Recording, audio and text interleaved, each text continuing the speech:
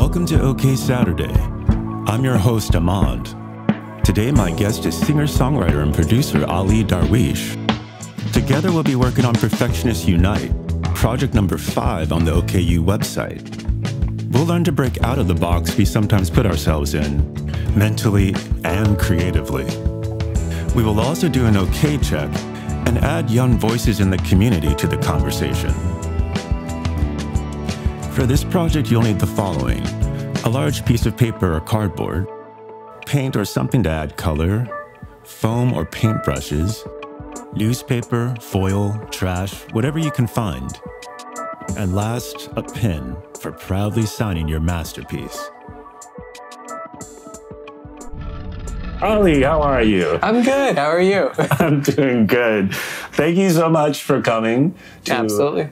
The first OK Saturday. Thank you for having me. I'm super excited. This is going to be super fun. OK Saturday is a good opportunity for young people to find tools that'll help guide them and help them build a different story with their anxiety. And not every tool works for everybody, so that's why we're going to have multiple episodes of this.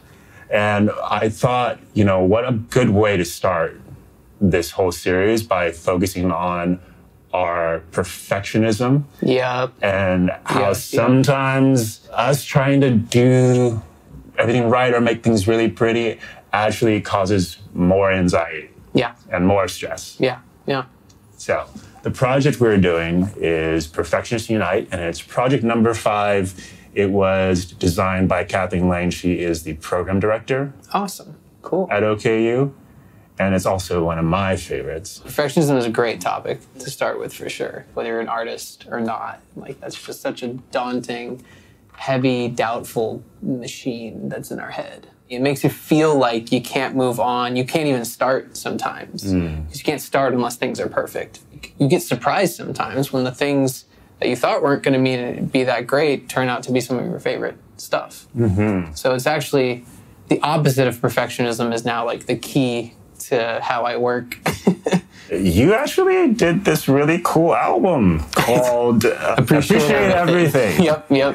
One of the songs in your album, it talked about, at least to me, it sounded like you were talking about perfectionism. And even the video, you had yourself kind of cutting your hair off, getting rid of this I know exactly what you're talking about. Idea of what Ali is, and then opening up this tool shed in the backyard, and you have all these stress and anxieties coming out and all these fears. It's like, hey, do you still love me after all this? I wrote it in regards to how we feel about ourselves and how we want to be seen by others, particularly wanting to feel like even though I'm this unstable, imperfect mess of a person, would someone else want me or stay with me or be present with me through that? When you can embrace that part of yourself, it actually stops becoming this thing you're fighting with, and it starts being this thing that you can play with, you can work with, and you can learn from. So there's a lot to learn about in those parts of ourselves that we're either fighting with, struggling with, or hiding from other people. Usually that's the part of ourselves where we can actually succeed the most and find the most happiness if we learn to accept it. It took me 7 years to hear the first song I ever wrote because of how much pressure I was putting myself to make it perfect, make it perfect. How do you know when something's done? How do you know when something is perfect? Yeah. Ali. I think the key thing for me is realizing that usually when I'm trying to make something perfect, I'm actually just scared to be happy with or proud of what I've done. Perfection is more of a guide to a feeling of insecurity and doubt in my own abilities, instead of really about the quality of the work. So we asked young people some of these questions about perfectionism, and here's what they said. What is perfect to you that other people may not like? Perfect to me. Oh, perfect. Can I make a list? Your style of music might be perfect to you. My favorite things, I'd say, are perfect to me, but not everyone agrees, so. I'm going to say stray animals and just wild animals in general. A lot of people don't like raccoons and stuff, but I think raccoons very cute creatures. I love the color yellow. I feel like people kind of don't feel like people sleep on the color yellow. Skateboarding. Colored black women, men, they're perfect. Some people may think they're not perfect, but I mean, like, we're examples of black excellence. So when I meet somebody who is balanced both between trying to be a better person and then also just letting themselves not really like suffer, but like really go through the motions, if that makes sense, I think that's perfect. You'll probably feel like your habits that you do. Some people might find it weird, but you think it's like a natural thing to do. Perfectly thing to see people do. We're going to start by drawing a perfect square. You know, Yeah, I was about to say, we're starting off right off the bat. yeah. So already, this could be causing some problems. Yeah. Now, I did bring a ruler, you know, so we could draw that perfect square. Yep. So yeah, let's for now, let's embrace being the perfectionists we are. Yep. And let's make this perfect square the most perfect square ever drawn on a I piece promise of you I paper. won't be able not to. I feel as though I have made a mistake. That's a rectangle, and I love it. Yeah, so this is my square. I don't know. Mine's probably, you can probably hardly see it. Let me see. Yes. See, yeah, no, There you go. I think your square is a little more perfect than mine. So I am already having stories going in my head right now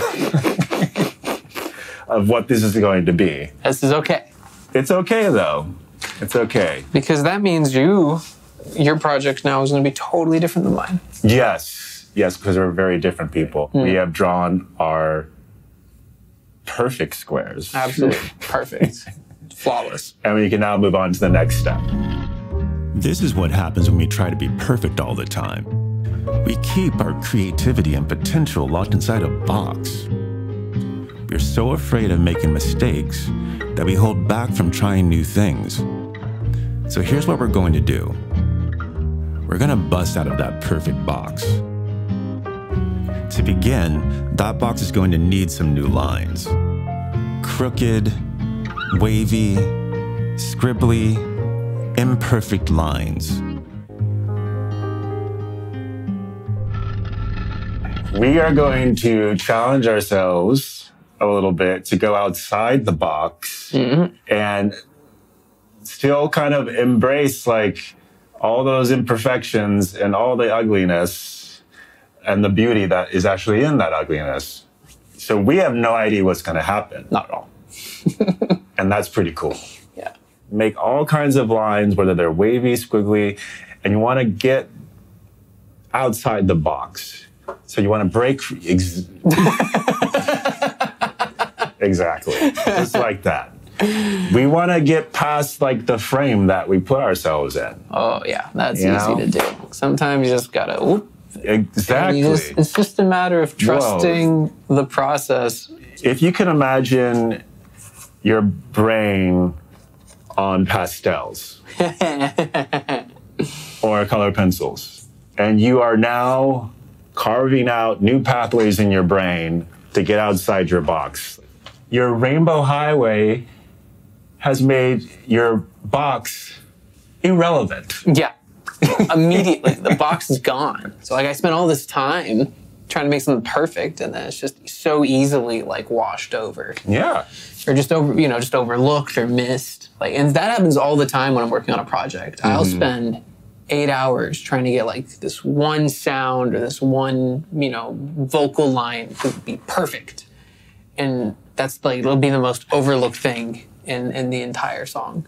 You know what? What I've realized when I go that deep into designing sound is that I still learn things. I still enjoy the process. Like, I mean, the whole reason that we got into this whole art thing is because we thought it was fun. Yeah. At least for me, like I was like, I just like music. Or I just like art. And the idea of, well, I'm going to use this to impress people or or impress myself, as opposed to just having fun, was something that came much later. And I don't know who taught me that. But I'm trying to unteach myself that right now. Yep. All these arrows are so cool, though. I feel like you've got more geometry going on. I don't know what's happening. See, I'm trying to save room for other materials. Is this the part where I can grab scissors? Yeah, I think you're ready for the next step. And now, let the paint dripping, paper tearing, and trash gluing begin. Each time your work begins to look too neat and tidy, add something new. You don't have to be wealthy to be a great artist. You don't have to be wealthy to have fun. You can get all your art supplies from the trash or from the dollar store. Look at this. That is something else. Wouldn't have thought of that if I didn't put a giant X in the center of my thing. I like that. I like that a lot. That looks cool. Yeah, I don't know where it's going, but... I know exactly what I want to do next, though. This has been on my mind since I saw the aluminum foil. Do you think glitter would just be too crazy? You know, I love a good mess. I don't love cleaning a good mess. Yeah, because I'm going to be the one cleaning it. Yeah. What I want to do more than glitter is the aluminum foil. Treat it like little flakes of shimmer. Nice. So I'm going to tear up some aluminum foil, and I'm just going to let it dance down on here. Ali, when you were a kid, what were some fun things that you used to do, like some creative projects that you were involved in that helped you deal with any sort of stress or anxiety? Sometimes, like, if I was really sad or stressed out, like, I just needed to, like, word vomit. Like, what I said didn't even matter. So I just would open up, or, like, I'd get a piece of paper, and I'd just start writing the words on my mind nonstop. Like, I would just write nonstop. And, like, I later learned that some people call that poetry. But it was just me saying the next thought, saying the next thought, saying the next thought, and not caring about how good the thought was, how artistic it was, or not what it meant. What I cared about was how it made me feel. Because that was the point of the words, was like, I'm just trying to say my feelings. Art can be this, like, gift to other people. Oh, absolutely. You know, when it's coming from a very heartfelt place. And I do think, you know, it's hard sometimes to figure out what the right situation is in terms of what your expectations are from art, you know? Yeah. Well, it's the expectations are what you put on them. They're your expectations. That's why it's so fun sometimes to go in with zero expectations. Ali's not having any kind of square today. No. If it's square, it's Ali is cutting into the paper now, and he is now making triangular shapes into what used to be a beautiful square piece of paper. So what do we do when we're making art and we're expressing ourselves and you show it to people, right? Or in our case, most of the time it's playing our music for people. Yeah. And then people don't get it. Where someone else might not get it, or there's someone you want to have get it, someone else who does get it might be like around the corner. Yeah. So they might see it a few weeks later. The real value of putting it out there isn't always to, you know, get the person you want to have understand it. They might need you to just communicate in a different way. That's why it's also really valuable to learn other things, like how to talk about your feelings in a different way, or like how to, you know, some people just don't really understand music, for example, but they do understand like a letter. So you should write them a letter instead, you know? Or they just want to have a conversation about something and be more direct. Like, that's more communication styles. The people that do get it are going to get it. And I focus more on that and asking and trying to be closer to those people. But it is still disappointing. It's not to say that it's not disappointing. Well, I like that idea of, you know, something or a person just being around the corner that will get it. You know, you could be surrounded by, people, friends that are not getting it. Yeah. No matter how hard you try. Yeah. But that doesn't mean, you should just give up, though. Yeah. Like, there are people that are into some really weird looking art and stuff out there. Yeah. Really weird music. And of course, when I say weird, I'm just saying it probably just means that the people in your immediate circle may not get it. Yeah. It might be weird to them. What's normal? If everybody's unique and special and different, because we are, normal doesn't even exist. So innately, the majority of people are weird. So it's actually more human and more normal to be weird. That's why when I see somebody's profile online and they say, oh, just a normal person, I have no idea what they're talking about. What are we saying? What is a normal person? Similarly so, I feel like a lot of our perfectionism is in pursuit of a type of normal. Interesting. Right? It's like, oh, we're doing this because we think that'll be normal. It's what people expect. It's like what we're supposed to do.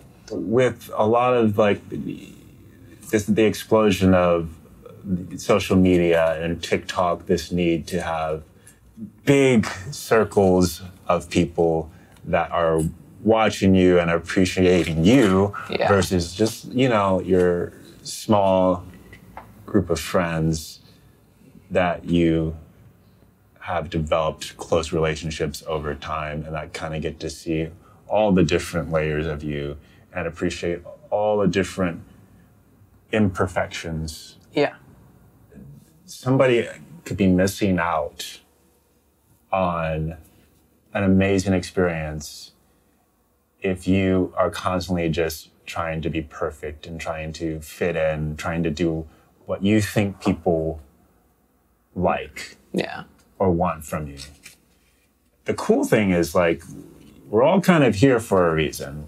Squid. If we're not bringing our own thing to it, then there's so many other people that miss out because of that. And now I got all of this color I can use. So I just accidentally tore this in a way I didn't want to. I did the same thing. I'm immediately, I already have like, oh, well, this could be cool. Because I just embraced it. And I'm like, okay, what can I do with this now that I have this instead by accident? It's just sometimes you do one thing in your life for a bit and you're like, oh, let me do this other thing now. You don't have to stick to any one thing. And this doesn't have to stick to being flat. I really like this. Speaking of not cutting yourself off from emotions, this guy is very much engaged in some type of activity that is bringing out some emotion. This is one of those moments, you want to talk about, like, how do you know when something's done? Right. I feel very satisfied. It's that moment, like when you're eating, and you're like, oh, I'm satisfied. Like, I feel good. Like, I enjoyed my food. I could eat more, but I'm grateful for what I had and I've enjoyed it, and I don't need to eat more. With perfectionism, we're like, is it good? Is it good? Is it good? Is it good yet? I'm here like, how does it make me feel? How do you know when something is good enough? Nothing really that I don't like is happening. When you feel happy and you feel like good inside. Yeah, good inside. I think it's too hard to describe. When it catches my eye. You just feel it whenever it feels right. You'll know. That's the thing, is that, like, if you're overthinking it, take a second. It just makes you feel good. It doesn't depend off of what somebody else thinks. When you've done a piece of work, you feel proud about it, and you have looked over it, and you feel like there's nothing you want to change, and it's just your way. You also can know whether something is good enough if the person it's for, if it's not for you, is happy with how it turned out. Then it doesn't matter what you think of it. Sometimes you just have that feeling like it's time to move on when you're working on something and feel like you just have to start working on something else.